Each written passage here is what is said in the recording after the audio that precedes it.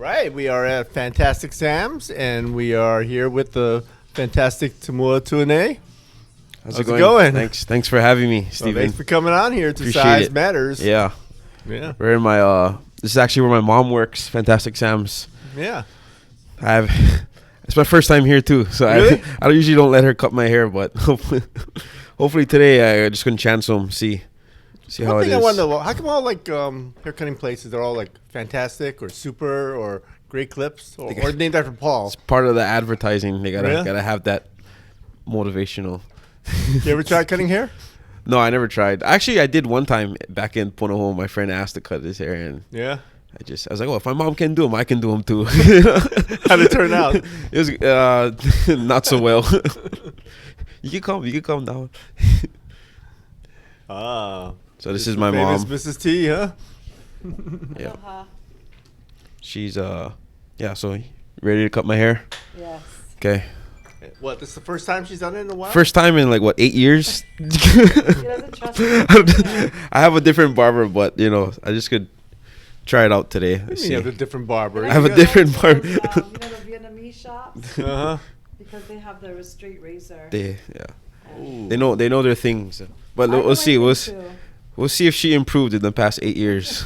She's also your sounding board, right? He Yeah. used to love to cut his hair with me when he was little. In fact, I did the whole Punahou football team. Oh, yeah? I colored the hair. Wow. Okay. And how did you find buff? Because I don't know what a buff is. Or the buff and blue? Yeah. Like what is the meaning behind? No, what was the color? Yeah. Yeah, so buff is a type of yellow. That's what they say. So it kind of like apparently it looks like sand, that kind of yellow. Okay. And then blue is just blue. So buff and blue. You want to be buff and yellow? Wait, what you gonna do first before you start? 0. 0. Oh, And blend it. I'm not going in the Marines. Blend it up. Okay, wait. Maybe Yeah. just mid skin fade, and then you can just maybe cut the top a little Okay. bit. Okay. Got it on camera now, just in case I have to make any. We'll have a nice before and after. Yeah. So football was what you did, and you were, I like watching you Yeah. practice. And Yeah. Practice a lot. what about the comedy? Like, how'd you get into that? So I took a class at UH, a comedy class. So I'm a theater minor, yeah, and they had a comedy class there, and I just saw it in the list of classes to sign up for, and then I was like, oh, might as well get a easy A, Mm-hmm. So. And I wasn't really into comedy back then. I was into acting and all that. That's why I chose to take theater classes. So I decided to chance this comedy class. I took it with another teammate, Hunter Hughes. Okay. So we and him just took it, and then turned out it was probably the best class I took at UH. It was real fun. And then at the end of that semester, for our final, we had to perform in front of a live audience for 10 minutes. And then I did that. And then from there, I did pretty good at that live performance, and then another booker saw me and they just kept asking me to come back, and then did some stuff with Augie and Andy, and then I haven't stopped since. So did you ever, I know you're not really supposed to use some other people's stuff, but did you kind of get influenced by some stuff? Yeah, there's always influencers and inspirations. Joe Coy is a big inspiration for me. Especially Augie T and Andy as well. They're the godfathers of Hawaii comedy. If it wasn't for them, we probably wouldn't have a comedy scene here. But yeah, Joe Coy's a big influencer. I like Sebastian Maniscalco too. He's he's a comedian from New York. Okay. And I like Gabriel Iglesias too, Fluffy. So I think I'm a mixture of those three comics. But a New York guy, that seems kind of like a little different from what. Yeah, he's like So the main thing he focuses on is family. Yeah, so he has a big Italian family, and he talks about stuff about his dad being obnoxious and just doing things out of the ordinary. And it's kind of similar like how I talk about my dad and my mom as well. And he's very animated on stage. I like to have that high energy. So you can do a little bit of imitations of your family, right? A little bit, yeah. Were you doing that in your head before you even got? Yeah, of course. Yeah, I mean, before on stage. So before I used to do magic. I know you filmed some tricks I did. Yeah. So I feel like I was comfortable performing in front of people, and making them laugh and just being a performer, you know. And I guess that carried on. That definitely helped me and carry on into my comedy career. So how'd you get into magic? Magic, I was just interested with it since I was small. 6, 7 years old. Like 6, 7 years old, I used to perform in front of everybody. I did some talent shows back in elementary and family parties and all that. It was fun. So what was the first trick you did? It's a simple card trick or some coin trick, make a coin disappear, and then I just kept buying more magic tricks and just did that. You know, it was just a hobby. I still do a little bit here and there, but I'm a little rusty. But if someone wants a trick, I try to find something. Good. He's really good. Take him to Disneyland. Uh-huh. He would be not at the rides, in the magic store. Yeah, All the magicians. I would go to the magic store at Disneyland more than the rides. Well, it is the Magic Kingdom. It's the magic, yeah. Wow. So that's what you kind of want to do do you ever do street magic or? Yeah, so I mean, I've always wanted to be a magician when I was younger. That's what really entertained me, and I would do tons of research on YouTube and go to all the stores, order things online, and I really came Tons of things. a lot of stuff online. But I mean, now I like comedy, and I think it's very similar. You know, you got to have that. It's an act when you do on stage, you know? I mean, just part of like having that setup and then punchline, you know, bringing the audience this way, then misdirection to bring them another way to make them laugh. It's similar, you know? So some of your great jokes are the ones about the height and everything. Yeah. That's actually like the first joke I wrote. I mean, that's just something that I've always people always talk about is my height. So, and then they see my dad and my uncle and all my dad's side of the family, they're huge, and then they see me, they're like, oh, what happened to you? You know, they always gotta be, I don't know, the doctor said the growth spurt coming soon, but I don't know. And so I just rode with that, and you can go from all different angles that way, you know. And it's funny because it's true, and it also is relatable, you know. I didn't, you know, Coach Chris Naole. Yeah. His son is not too big either. So when I saw his son, I was like, okay, I'm not the only one, you know. So it's funny, it's family orientated, and it's true. That's why I really enjoyed that bit. So you kind of have like sort of cleaner type of comedy. Yeah. Is that because you bounce everything off your mom? Well, I normally don't swear off stage, but the first thing that Augie told me when I started working with him is to stay clean. Yeah. And he said if you want to make it big in Hawaii, you gotta stay clean. And then Andy told me that as well. And I also found out that it's easier to just start clean in the beginning. If you start off dirty and you try to switch to clean, you're gonna have a hard time. And being clean, you can perform in bigger audiences, you know, in front of kids, in front of grandmas, you know, nursery homes. You can perform in front of corporate gigs, weddings. It's the audience is more huge. So you don't need to laugh. You don't need to swear to get laughs. I mean, it's funny too. You know, there's comics that definitely are dirty and they swear and they're funny. But I think if you can make them laugh without cursing, then it's harder and it's more appreciated by other comics. Well, what'd your mom do to you when you were cursing as a kid? Ever? I mean, I never really did swear, but she never. My dad is usually the one that disciplined me back in the day. He's a big guy. I don't know if you guys seen him. Yeah. Yeah, so I watched him play. He never did. He was a scary guy when he played. He never did hit me because just his voice was scary enough. He was a good boy. Very good kid. Well, I never spank my kids because they look like me and they'd be like spanking myself. So. Yeah, you cannot do that. Wow. So, what was the first joke you ever told? I know that you had the setup thing, but what's your first joke? The first joke like ever? When you were a kid, yeah. What was the funniest joke? Yeah. I don't really remember when I was a kid. Like, I didn't really know like the joke format, but I remember my first time ever performing was at Anna O'Brien's, and it was just like an open mic. Yeah. You know, 2 minutes, and then I did horrible. Oh no. First joke I said was I think I said something stupid. I was like, yeah, people say I'm a good comedian. Last performance, I had a standing ovation, but I realized there wasn't any seats in the crowd. That was it, and everybody was quiet. Oh, no. And then, so, I mean, that was my first joke, and then I just got rid of that one real quick, and then I don't know, I just found my voice, you know. Back then, I tried to just talk normal, like how we're talking now. Yeah. But then I realized, I got to bring a little character, a little bit local pigeon, some high energy, moving around a lot, and then I feel like that's what the crowd wanted more. And You're I a stuck with Punahou that. guy, though. How'd you get the pigeon down? I mean, He has a pigeon for his comedy. Yeah, I mean, That's very I can switch it back and off, Yeah. back and forth, and Anyone inspire you? Who's got the best pigeon that you know? Dakota Torres has a pretty strong pigeon. Former accent, if UH you know it, yeah. football player? Yeah, Wide-eyed. from Waianae. My dad talks pigeon too. Anybody from Kapolei and deep down is the more pigeon it goes, the more pigeon. But What's yeah. your favorite pigeon phrase? Ho bro, where you stay? Just there's so many, oh, we go eat. Bombay, you learn, There's like regular pigeon now and then there's deep pigeon, and you can tell the older the guys are and from the west side they say some stuff that I don't even catch on. I mean, I thought I spoke pigeon, but it goes deep, Well, you got that one where you have two guys speaking pigeon back to each other. Yeah. We did How'd you do kind. that one?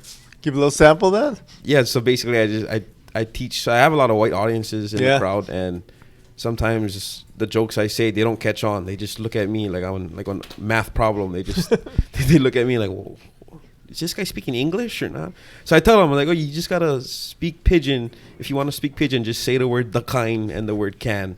You can keep saying those words. Oh, we go the kind, bro. Oh, what can? Yeah, can. No can. Oh, okay, bro. What the kind can? No, I don't know if the kind can, but she said can, but no, she broke up with him, but she said no can, but now she's saying can. Oh, okay. Wait, the kind or sure? Yeah, her, the kind. Basically go back and forth, confuse them. And that they laugh at it. I started to realize that if you explain it a little bit, and then they'll laugh. So that's how I came up with that bit. Ever had someone heckle you? Oh, yeah, many times. It wasn't any bad heckling. What was the but funniest just, heckle you ever heard? Teammates? Teammates? No. Teammates not too No. much, but just like drunk people in the crowd. This one couple, this white couple from, I don't know where they're from, Wisconsin or something, but they brought a Trump flag, a huge one, and just had it right up in the front row, and they would just laugh at the wrong parts. Like I'll be setting up a joke, like my pigeon stuff, like, oh, if you guys don't know how to speak pigeon, boom, they'll start laughing, and then there's like, what? But at that point, if you just pick on the crowd, pick on the elephant in the room, the crowd's gonna be on your side, and you can just roll with it, and that's the funny parts in the show. So is your mom a tough audience or easy audience? Because you bounce everything off of her, right? Yeah, sometimes I bounce things off of her or my dad, but she's Portuguese, so she'll laugh at anything. She makes me feel like I'm the funniest person in the world. Is your mom funny? Somewhat. She always says, "Oh, Tumua, make sure you should use this in your joke. Use this, and I'm just like, okay, that's not really funny, but Don't forget to say that. He's all, Mom. it's not even funny, Mom. Do you? Well, But my husband, he'll tell him, no, that's not funny. Don't use that. my dad has a good sense of humor. He's a big movie fanatic. He watches a lot of movies, and I feel like he knows what's funny. If I can make him laugh, I think, because he's a tough guy to laugh. If I can make him laugh, then I feel like the average person would laugh at that joke. So you were in a comedy class. Could you teach comedy? Could you? I feel like I can. Yeah, Can they don't you have tip- that class anymore. What about your mom? Could you make her tell a joke? Oh, How would you set up a joke with your mom? I would tell her to think of maybe an experience she had that you thought was funny, and just write down that experience, and then read over it, and eliminate the words that are not funny in the sentences that are not funny, and you can exaggerate a little bit, add a few lines to make it funny, And that's the main thing. Main stuff is like a setup, then a punchline. Kind of like a true story, what happened to you that day. Yeah. Because he says a lot of things that happen, yeah?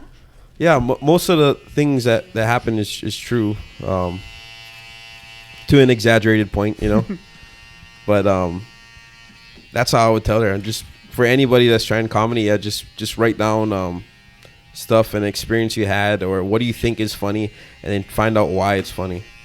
Most people that don't get your jokes or don't laugh is usually if they don't understand the premise, they don't understand the setup. So during that setup portion, it's your job to make them understand what's going on, and then you hit them with the He's punchline. training his nephew. My grandson is, what, 3 I years have older than you? I have a few friends, and my nephew wants to get into it, so I'm kind of like teaching them a little bit how to do it. Wow.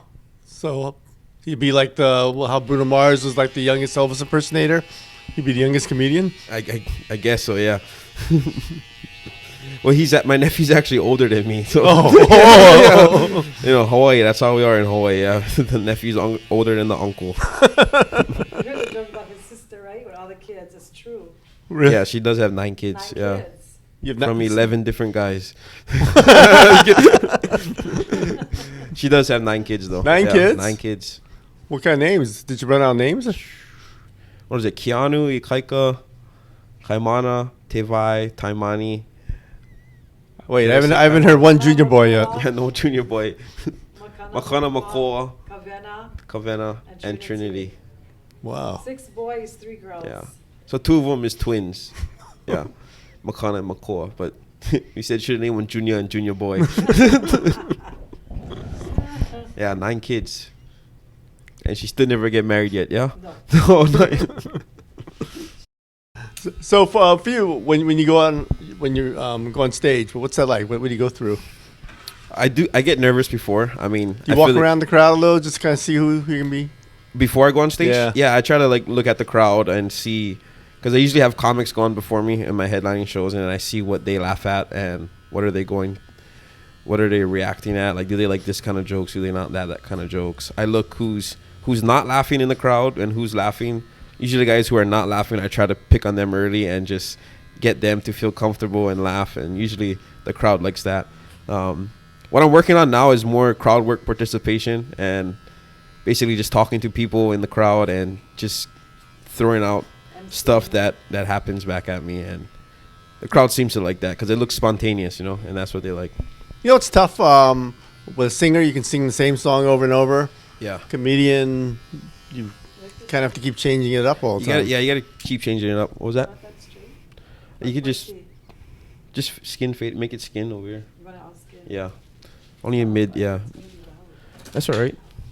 The audio's good. What do you say about saying the same jokes and all that? Yeah. I mean, always having to come up with new jokes. Yeah, you always gotta keep writing, That's why part of the reason why I did my honey show, my monthly honey show, so it forces me to write new stuff because I get a lot of people coming to my same shows.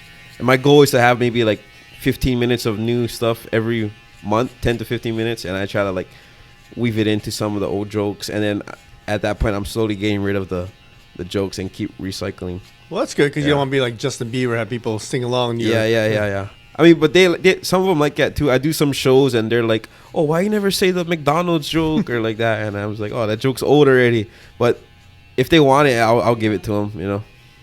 So that might have been based on a true story, the McDonald's. Yeah, a little bit. Cannot say too much, but yeah. What is the person who might have been involved in that? Has she? Some of these people. The ugly Yeah. girlfriends. Yeah. Nah, just Have just some to of them, make- just- have some of them ever come up to you and wondered if they're the ones? Yeah, in the joke? people come up and say catchphrases to me like, "Oh, I don't like going to McDonald's with you," or "I don't want to sit in the back seat." It's always fun. It's fun in games, but I mean, it's true though. I feel like it's true to a certain extent. Yeah. If you want to build up your motivation and courage with girls, start off with the ugly ones. I say ugly because it you can't really define ugly. If I say like a certain trait, then people will get mad. But ugly can be anything. I mean, I'm ugly. So just do you still get it? The high every time still. I mean, is it hard to kind of get up for everyone or show For the every show or every? I mean, yeah, we just had the Aloha Comedy Festival this past week with Comedy U, which is just a bunch of shows around. I did like 7 shows in like 3 days all over Chinatown. I mean, small venues, but it gets exhausting a little bit, but I still enjoy it. I still love going on stage, and yeah, you get kind of like that entertainer's high, I guess. So what's the hardest place to play? I mean, are there places where lights are in your eyes or The stage hardest is too for me small is when you small crowds? That's the hardest. Like one time I performed in front of 4 people. Yeah, 4 people, and that's tough because then if you make all 4 of them laugh, you make 100% of the crowd laugh. Yeah, it's tough, man. And usually if there's small crowds, I try to just talk to them, have a conversation, and then just. Was it 4 people in the big place or 4 people in Small place. But yeah, I never had 4 people in a big place, but I have a hard time with smaller crowds than big crowds. Is there expectation for you now? Every time people see you, like, tell me a joke. Yeah, I get that. Like, oh, tell me a joke. No. Tell me a joke. But it's not like that. You don't go up to a musician. Oh, write me a song. Sing me a song. You know, you don't do that.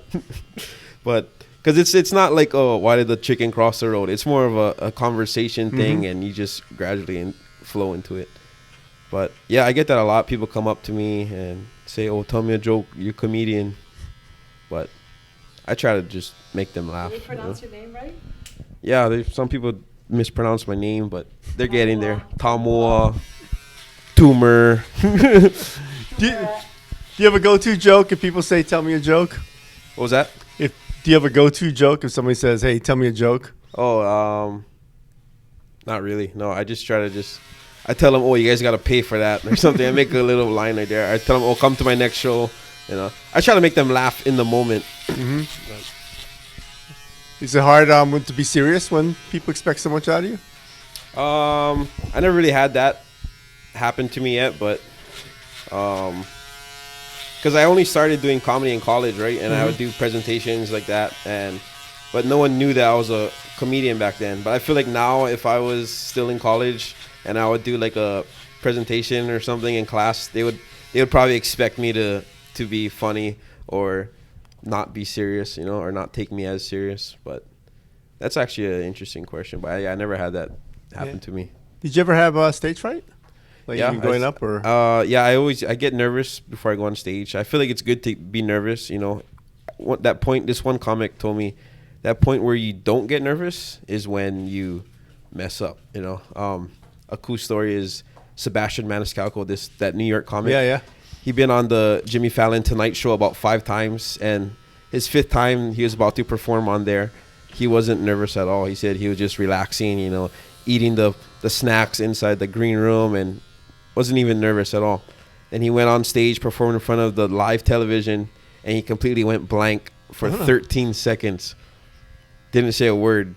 Started sweating and everything.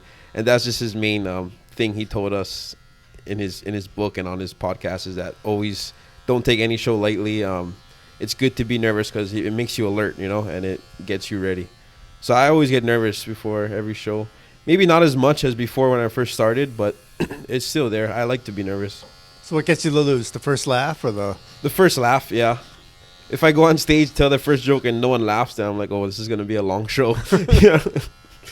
But yeah, there's different ways you can.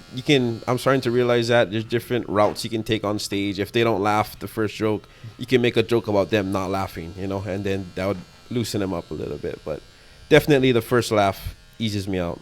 And how do you memorize things? So I have like a list of like topics I want to hit on stage. Yeah. Every time it doesn't go in that order because, you know, it's a live audience. Every audience is different. They might throw something out at you or react different, and then you have to adjust. So I usually have maybe like the first 3 jokes I try to plan out, and then from there I just lead it to whatever topic it leads to. Wow. So what was it like meeting Andy? Oh, awesome experience. I actually He's did a legend. Andy Blumenthal's a yeah. legend. So I have my own podcast as well called Talking with Tumua.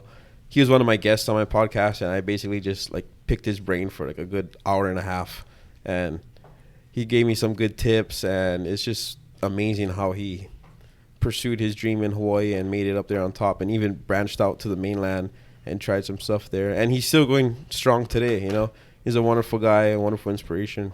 Yeah, he played the big showroom back in the Yeah, day. he did. Remember with Milka Bang too? Yeah, Melka Bang. Those days. Even Frank DeLima too. Frank DeLima. Did you ever meet Malcolm Bang? I've seen him perform, but I never met him. No, this is before I got into comedy. Yeah. Okay. Well, every time you hear a Battery Bill song, you know. Yeah, that's right. All those guys are good, man. Frank DeLima, Melka Bang, Augie T, and Andy Blumenthal. So where's it go from here? What, you gonna stay here? You gonna? I plan on just staying here. My goal is to just be the best comedian in Hawaii right now, and I plan on doing that. Each year, I plan on making a big show. I know last year it was at Hawaiian Brian's. Mm-hmm. That was my big show. And then this coming year in August, I have another big show, but I haven't announced it yet. So Oh, okay. stay tuned for that. You know, Huge, like a big arena.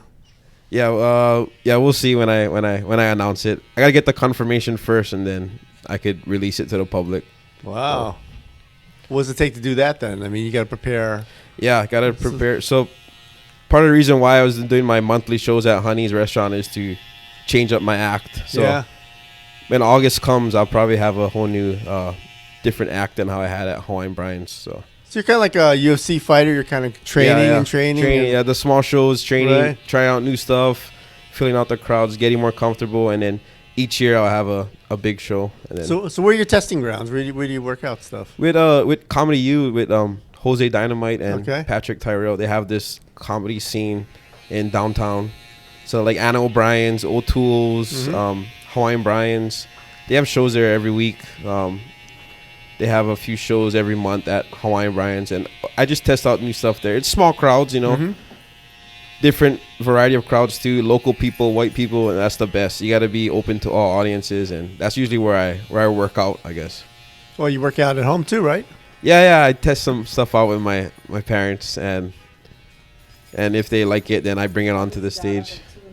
Yeah. So what do you do? You wake them up? Yeah. You guys up? Wow. Yeah, My room when he was little. Oh, Mom, how's this trick? I used to show her magic tricks when I was small. You never learned to lock the door? How's the haircut? Looking good. Oh yeah. Let me see. Not bad. Turn you around with that. Okay. See, I can cut your hair. I'm professional. Not bad. It's been a while. It's hard because I don't have the mirror you that way. Oh, But we okay. can touch it up. Looks good. Who cut it on the team? On the team, Were there some guys who used to cut? Tough guy, huh? Cheyenne cut. Uh, Sonny Toy. Yeah, he was the barber on the team. Were you around when Jason Morocco was with here? Yeah, Jason too. Yeah, I forgot about him. Yeah, he's a little bit older than me, but yeah, he was a good barber as well. We actually had another actual barber come in. Really? Yeah, he's known as Hawaii's Barber on Instagram, but he doesn't live in Hawaii anymore. But he would come in and cut our hair. That was it on the team. They probably have someone else new now. Well, it's easy but- for you. You seem to grow hair really easily. What are you, Team Wolf? I don't know. Try to change it up every time. Sometimes I grow it out. Sometimes I make it Makes him short. taller. Yeah, I got to get every inch I can. So he can have long- Might ruin your act if you get too tall. Double socks, long hair, and heels. Yeah, I might have to look short on stage now. I might have to embrace my shortness. So are you? You tried to do a little bit of a video, or are you actually gonna put one out on? Yeah, so I filmed my own special. Okay. I think you and your son was at Honey's Restaurant. Yeah. And yeah, you can catch it on Vimeo. It's you can pay for it for $10 to watch it. Can we go over there? No, I'm watching.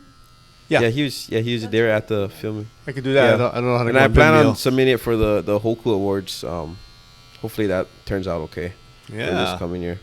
Because if you get that Sure. to the day you die, that's what you're gonna be known Yeah, as. yeah. huh? Wow. Yeah. So that was the plan for that filming, and just to have something on film. You know, it's good to have something. Yeah. Okay. And are you always gonna stick with kind of local type of things, or have you tried to? Yeah, I mean- plan on maybe just Yeah.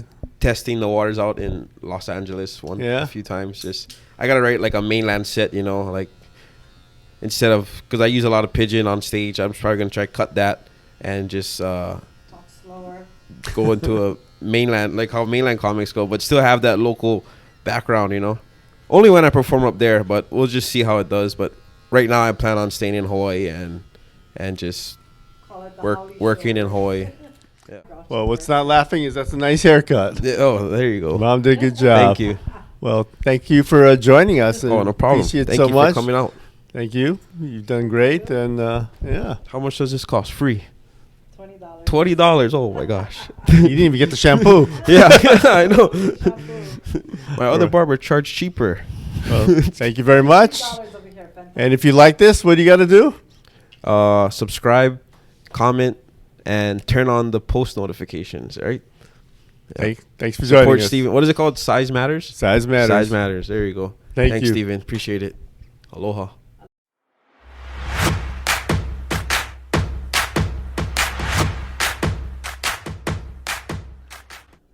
Thanks for watching. If you want to see more content, subscribe, hit the like button, or leave a comment and just tell us who else you'd like us to interview.